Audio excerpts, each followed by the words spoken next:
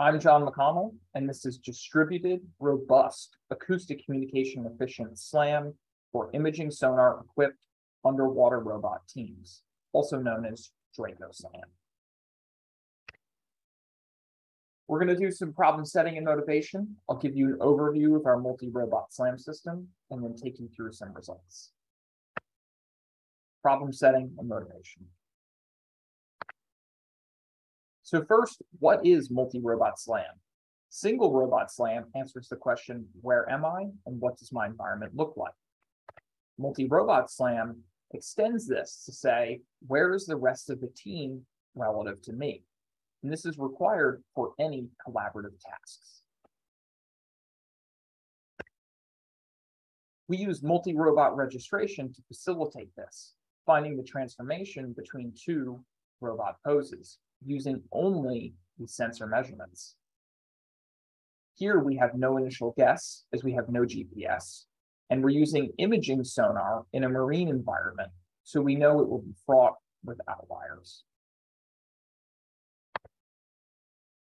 Our robot team is operating underwater, which means we need to use acoustic modems, which are bandwidth limited, often between 5.4 and 100,000 bits per second.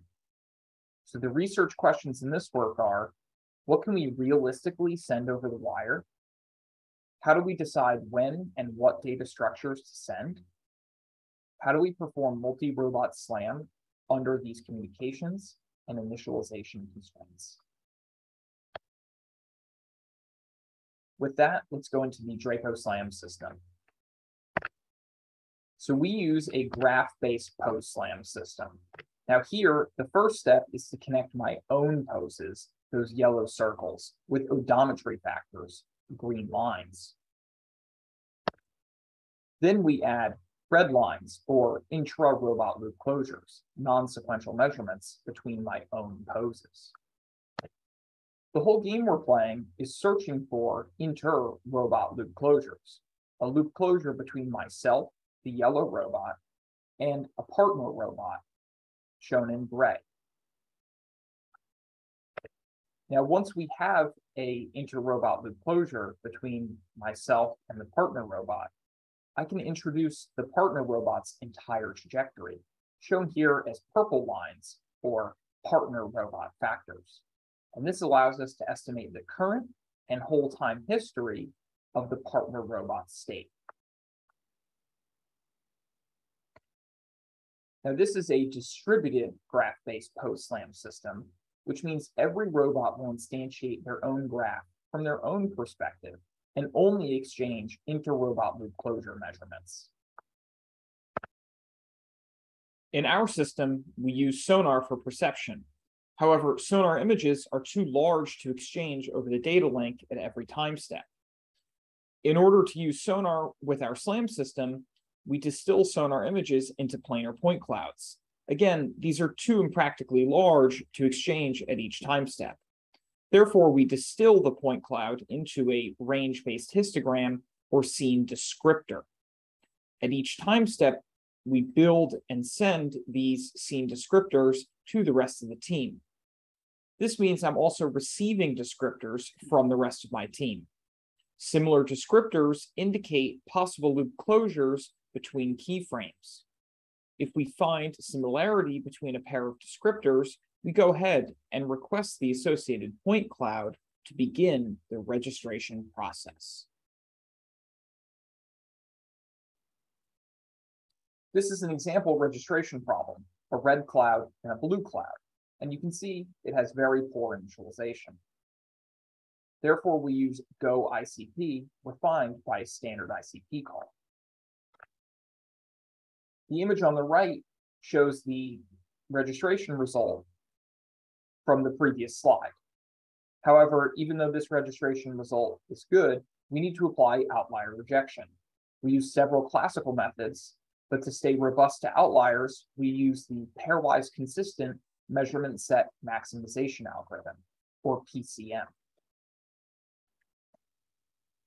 With that, let's go into our results.